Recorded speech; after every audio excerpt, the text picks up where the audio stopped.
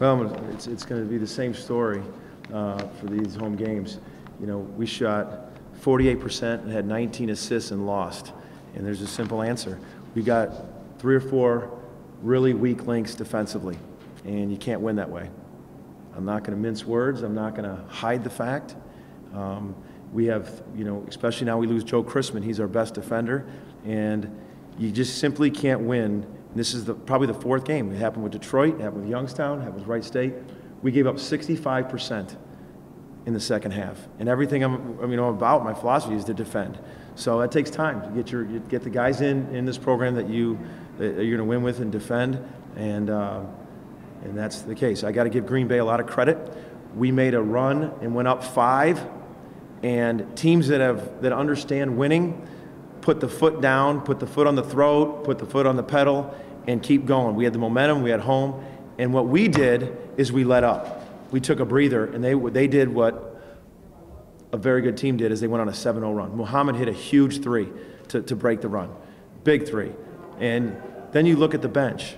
We're so thin. Our bench had 5 points. We're getting no production from the bench. You look at their bench. Their bench, Stefan had 13, Mays had 6, Kugel had 5, Carrington had 26 points their bench gave. Their bench had 26 points, our bench had 5. And each of those guys made some big plays. And, you know, Muhammad and Stefan, you know, they've been averaging, I think, 2 and 5, and then they had 14 and 13 on us. And you got to give them credit. Muhammad hit a big shot. You know, when we're on the they're on the ropes, we made a great run, and then to answer that with a 7-0 run, Kugel hit a big 3, and that's what you got to do. You got to make some plays, and they made some nice shots down the stretch, and combined with it, they play really hard. But we shot 48%, had 19 assists, and gave up 65% at home. And it's just we're going to turn it. You know, you can't win with missing links that some guys that are not taking more pride to defend their court.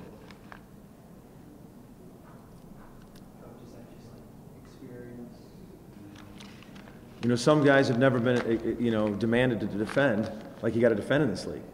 I mean, I think, you know, and it's just, it's over and over.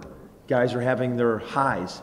You know, I think, you know, there's some guards in this league that look at the Loyola game and put it on their calendar and say, I can't wait to play Loyola with the way that some of the defenders are guarding. And that sounds harsh, that's fine. We're sitting here the 4th game at home where we've given up an astronomical number defensively.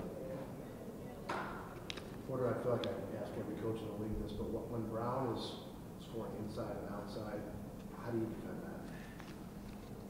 He was phenomenal. I mean, I don't even know if he hit rim on his shots. And I thought Ben was playing hard. We were trying to heat up the high-low. We were doing everything we can. And he's hitting 3s. He's hitting 15-footers. He's not sped up. You know, I thought when he was younger, he's maybe a little sped up when and now he's getting his eyes around to the rim, and strength has helped that.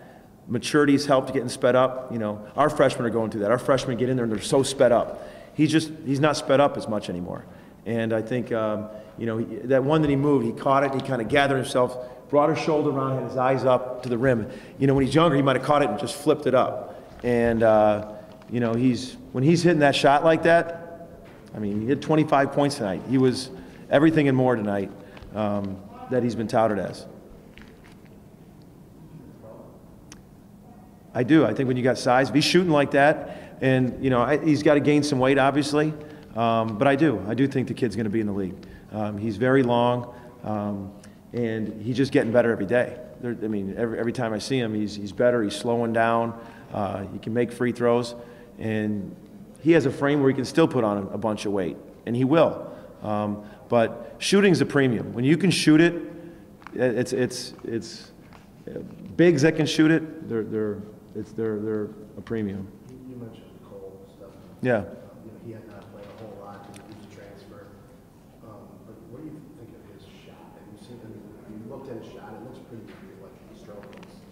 I looked at it go in tonight, and I know he was averaging, you know, I think 1.8 in conference, and him, like some other guards in our league, just look at our game and some of the defensive, you know, guards we have, and they circle it.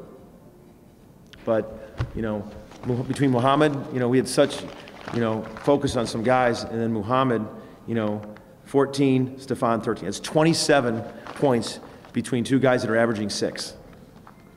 And you got to give them credit. I'm not taking anything away from those two. I mean, Muhammad hit a huge shot, and I gave him all the credit in the world. You come from 11 down, you get up to 5. You spend a lot. You get nothing from the bench.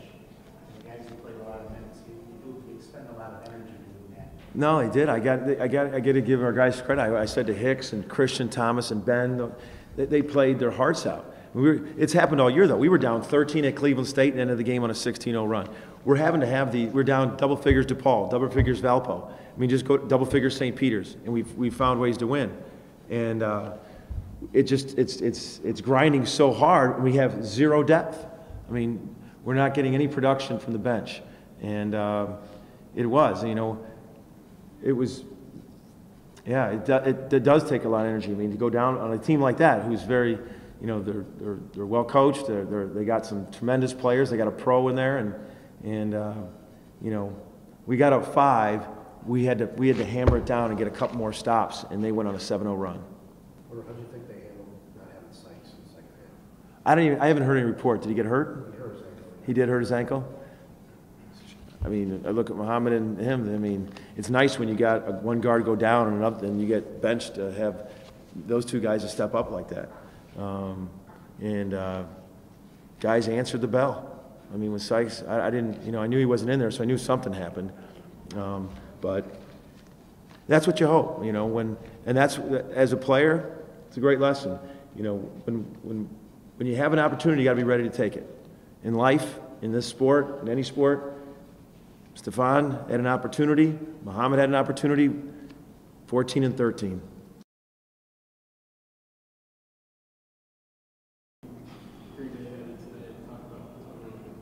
Yeah, that had been something we had been, I think we'd probably been close to plus 4.5 on the year. And tonight, I mean, when you give up 58%, there's not many misses. I mean, they made a lot of shots. We didn't guard them very well, and when they're making shots, there's not a lot of defensive rebounds to be had. I mean, we only had 15 defensive rebounds, and usually that number's 25 plus. So that ultimately, that's a byproduct of just not guarding. There weren't many defensive rebound chances, and when there were, I mean, they got 9 offensive rebounds, so we only got 15 out of 34 misses or 24 misses. Yeah, and it's something he's been. He'll admit he struggled a bit in the year, but he's really coming into his own now. I mean, he's a very good player. He has some tough shots. Obviously, just being 7'1", there's some shots you can have a hand up, but he can see over. I mean, I knew going into that. That's my 6th time now playing him. So. Yeah, he is. I mean, if he catches it around the basket, there's not much. I mean, you gotta force his catches out and try to pressure him more, because if he got a couple where he caught it in his 7-foot range, and that's an easy just turnaround hook for him. Yeah, he hit.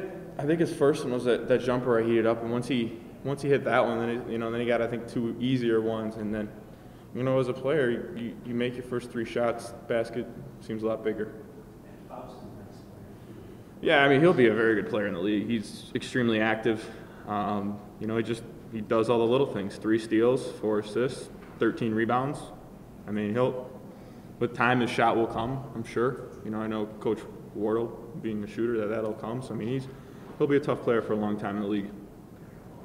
You wiped out that 11-point lead and just got hit a ball. Yeah, that's an opportunity. We get up 5, and you just got to put them away. We didn't put them away. I mean, they went on a 7-0 run in a matter of maybe a minute.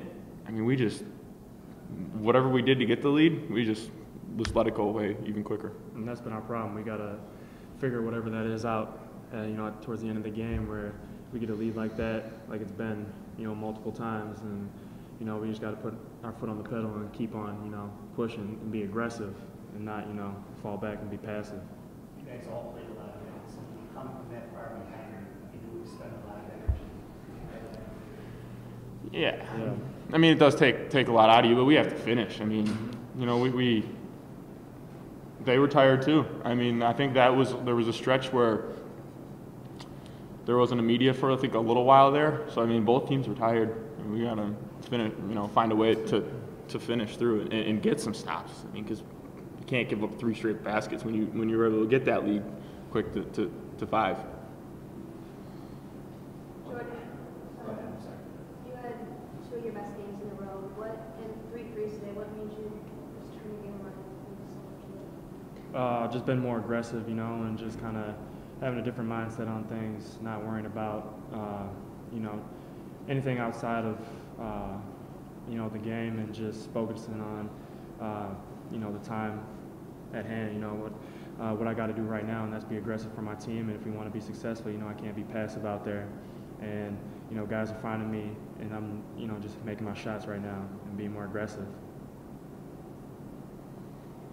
A year ago on Super Sunday, you guys played Youngstown, got handled pretty good. That was maybe one of the low points of the season. Here we are a year later, you're 7 games better.